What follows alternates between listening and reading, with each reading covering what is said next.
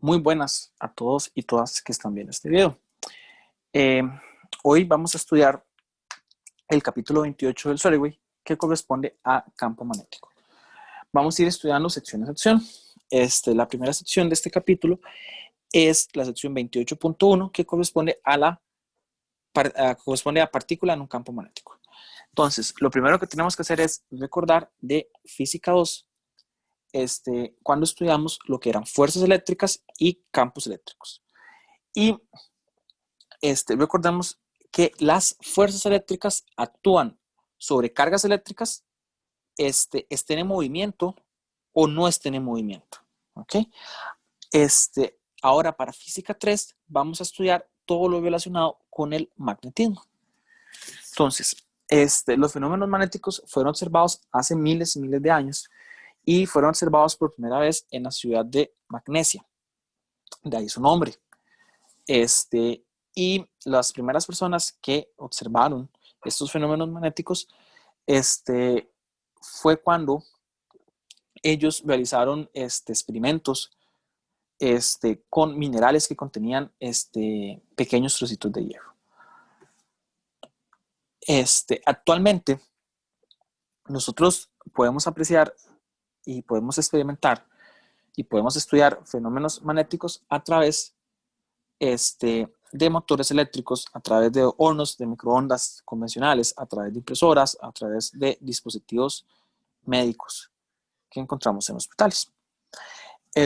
Ahora, comúnmente nosotros podemos observar los fenómenos magnéticos están relacionados con los imanes. Los imanes atraen objetos de fierro, sean magnéticos o atraen objetos de fierro que no son magnéticos, perdón. Y también los imanes atraen o repelen otros imanes. Los imanes son muy comunes, ¿verdad?, en nuestra vida cotidiana, y desde muy pequeños, muchos de nosotros jugábamos con imanes, ¿verdad? Los pegábamos en la refrigeradora, y bueno, al menos para mí era todo, todo un juego, ¿verdad? Y a mí realmente me impresionaba mucho y era muy bonito jugar con imanes. Ahora, para el estudio del magnetismo, nosotros vamos a comenzar a estudiar dos magnitudes físicas muy importantes, lo que son fuerzas magnéticas, ¿verdad?, que las representamos con una F vector y un subíndice B, y campos magnéticos, que los representamos con una B mayúscula en forma vectorial. Y es muy importante definir y aclarar que las fuerzas magnéticas actúan únicamente sobre cargas eléctricas en movimiento. Esta es la gran diferencia entre las fuerzas magnéticas y las fuerzas eléctricas. Recordemos que las fuerzas eléctricas actúan sobre cargas en movimiento y también pueden actuar sobre cargas que no estén en movimiento, mientras que las fuerzas magnéticas solo actúan sobre cargas eléctricas en movimiento. Ahora, las fuerzas magnéticas ocurren cuando una carga o conjunto de cargas en movimiento producen un campo eléctrico. Al conjunto de cargas lo conocemos, o sea, se le conoce como corriente eléctrica. Y las fuerzas magnéticas también ocurren cuando una segunda carga o una segunda corriente responden a este campo magnético generado. Entonces, nosotros podemos concluir que la región del espacio que rodea cualquier carga eléctrica o corriente eléctrica en movimiento contiene un campo magnético. Veamos el ejemplo de un imán. Esta figura que está acá es un imán, ¿verdad? Y como ustedes saben, tiene dos polos. El polo norte, que lo represento con una N, y el polo sur, que lo represento con una S mayúscula. Este es el polo norte, este es el polo sur. Y estas líneas verdes que están acá son las líneas correspondientes al campo magnético. Vean que el campo magnético va del polo norte al polo sur. Ahora, veamos unas notas muy importantes sobre los imanes y sobre el campo magnético. Entonces, primeramente, tenemos que cualquier fuente de campo magnético tiene dos polos magnéticos, uno norte y uno sur. Los polos magnéticos recibieron su nombre debido a la forma en que un imán interactúa con el campo magnético terrestre. Y 3, tenemos que las cargas eléctricas se pueden aislar, ¿verdad? Como por ejemplo protones y neutrones. Sin embargo, se ha podido aislar, sin embargo, no se ha podido aislar un polo magnético. ¿Ok? Entonces, los polos magnéticos únicamente los encontramos en pares. Norte, y sur. Ahora sí, veamos, ya vimos que el campo magnético era una cantidad vectorial. Veamos las unidades de campo magnético. Entonces, la unidad en el sistema internacional para el campo magnético son los teslas. Los representamos con una T mayúscula. Y un tesla equivale a un newton sobre coulomb por metro por segundo, ¿verdad? Y nos acordamos que un amperio equivale a un coulomb por segundo, entonces hacemos esta sustitución y me queda que un tesla equivale a un newton sobre metro por amperio. El tesla es la unidad en el sistema internacional para medir el campo magnético. Sin embargo, comúnmente utilizamos las unidades de Gauss, ¿verdad? Para medir campo magnético. El Gauss lo representamos con una G mayúscula y la relación entre Gauss y teslas es un Gauss equivale a 10 a la 4 teslas. Ahora sí, podemos determinar la presencia de algún campo magnético si medimos la fuerza magnética que ejerce el campo sobre una partícula en movimiento. Entonces, supongamos que realizamos un experimento colocando una partícula de carga Q que se mueve con una velocidad V a través de un campo magnético. Entonces, es muy importante aclarar, tenemos una partícula cargada y que la carga es Q. Esta partícula se mueve con una velocidad V y se está moviendo a través de un campo magnético. Entonces, si yo realizo este experimento, las observaciones y los resultados obtenidos serían los siguientes. El primer resultado sería que la fuerza magnética es directamente proporcional a la carga Q de la partícula. El segundo resultado es que la fuerza magnética es directamente proporcional al campo magnético. El tercer resultado es que la fuerza magnética es directamente proporcional a la velocidad de la partícula. Y tenemos que la magnitud de la fuerza magnética es directamente proporcional al seno de zeta, donde zeta es el ángulo entre la velocidad de la partícula y el campo magnético. También tenemos la observación de que si la partícula se mueve paralela al campo magnético, entonces la fuerza magnética es nula, es igual a 0. Y también tenemos la última observación, que es que si la partícula se mueve en forma no paralela al campo magnético, entonces tenemos dos conclusiones, que la fuerza magnética es perpendicular a la velocidad y que la fuerza magnética es perpendicular al campo magnético. ¿Ok? Vamos a aquí hacer el V, ok.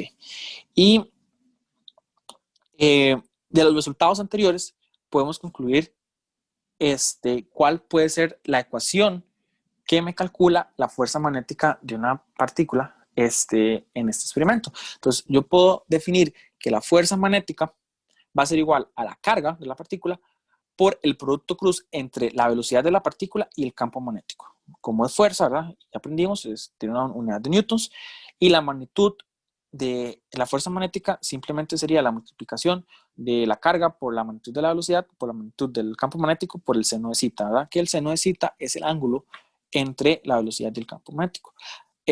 Ahora, gráficamente, tenemos lo siguiente, ¿verdad? Tenemos el ángulo zeta, ¿verdad? Entre B y V, y tengo que la fuerza magnética es totalmente perpendicular a la velocidad y al campo magnético. Ahora, si el ángulo zeta es 0 o es 180, la fuerza magnética es nula. Y si el ángulo zeta es 90 grados, la fuerza magnética es máxima. Ahora sí, hay una regla muy, muy importante para determinar la dirección de la fuerza magnética. Esta regla se le conoce como la regla de la mano derecha. Esta regla es sumamente importante a la hora de realizar problemas porque nos dice de una manera muy, muy sencilla la dirección de la fuerza magnética. Y bueno, como lo dice su nombre, ¿verdad? Utilizamos la mano derecha. La representación gráfica de la regla de la mano derecha es esta que aparece en este dibujo. Entonces, lo que vamos a hacer es que los dedos de mi mano derecha van a ir en dirección a la velocidad de la partícula. Entonces, ese es el primer paso. El segundo paso es enrollar los dedos hacia la dirección de mi campo magnético. Entonces, cuando yo hago este segundo paso, mi dedo pulgar nos va a indicar la dirección de la fuerza magnética. Entonces, repito, el primer paso es apuntar los dedos en la dirección de la velocidad de la partícula. El segundo paso es enrollar los dedos en la dirección del campo magnético B. Y cuando yo hago estos dos pasos, mi dedo pulgar me determina la dirección de la fuerza magnética. Ahora, vamos a hacer un ejemplo de esto. Entonces, el ejemplo dice, un haz de protones se mueve a 3 por 10 a la 5 metros por segundo a través de un campo magnético uniforme con magnitud de 2 teslas dirigido a lo largo del eje Z positivo, como se indica en la figura 27.10, que es esta, ¿verdad? Entonces, la velocidad de cada protón se encuentra en el plano XY con un ángulo de 30 grados con respecto al eje Z positivo. Calcule la fuerza sobre un protón. Entonces, lo primero que vamos a ir haciendo es vamos a ir apuntando los datos. Entonces, la carga de un protón es 1.6 por 10 a la menos 19 coulombs. La velocidad de cada protón es 3 por 10 a la 5 metros por segundo. Vean que dice que el campo magnético tiene una magnitud de 2 telas dirigido en el eje Z positivo. Entonces, esto es en representación de vectores unitarios, es en K, ¿verdad? Y el ángulo con respecto al eje Z positivo es 30 grados y me están preguntando cuál es la fuerza magnética, ¿verdad? Sobre el haz de protones. Entonces, lo primero que voy a hacer es representar la velocidad en forma vectorial. Entonces, yo sé que el ángulo θ es de 30 grados, ¿verdad? Con respecto al eje Z positivo, que sería que viene aquí dibujado. Ahora, yo puedo dibujar mi vector velocidad, ¿verdad? Que sería sería este. Entonces, este vector velocidad va a tener dos componentes, una componente en Z y una componente en X. La componente en Z es con el coseno de θ y la componente en X es con el seno de θ. Entonces, yo puedo expresar la velocidad, ¿verdad? En forma de componentes, ¿verdad? Entonces es Vx en I más Vz en K metros por segundo. Entonces sustituyo el Vx, acuérdense que era V por el seno de θ, esto en I, más el Vz, ¿verdad? Que es V coseno de θ en K, y todo esto metros por segundo. Entonces, por definición, yo sé que la fuerza magnética es Q por el producto cruz de Q, eso es Q por el producto cruz de V por B, perdón.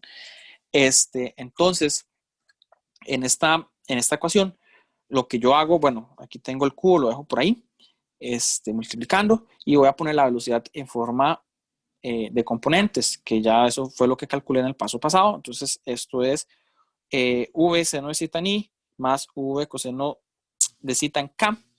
Esto producto cruz por el campo magnético, que el campo magnético es B en K, ¿verdad? Hago el producto cruz. Entonces lo que hago, lo puedo hacer como un determinante, ya que a gusto de cada uno de ustedes. Entonces lo que hago es que yo lo que hice fue distribuir, ¿verdad? El producto cruz, ¿verdad? Entonces me doy cuenta que Q, las V's y el B son constantes que pueden salir, ¿verdad? Entonces me quedan por aquí. Y dentro del paréntesis me queda el seno de zeta por el producto cruz del vector unitario I con K. El producto cruz de I con K es menos J, más el coseno de zeta por el producto cruz de K con K, y claramente eso es 0, ¿verdad? Entonces, saco este menos, ¿verdad? Entonces me queda menos Q por la velocidad, por el campo magnético, por el seno de zeta en J. Esa sería mi fuerza magnética en este caso. Y ahora sí, ya que tengo una ecuación para la fuerza magnética, en este caso lo que hago es sustituir los valores numéricos, ¿verdad? Y me queda que la fuerza magnética es menos 4.8 por 10 a la menos 4 newtons en la dirección J, ¿verdad? Bueno, menos J. Esta es la forma vectorial, y en forma de magnitud, la fuerza magnética simple y sencillamente es 4.8 por 10 a la menos 4 newtons, ¿verdad? Esta sería la magnitud de mi fuerza magnética.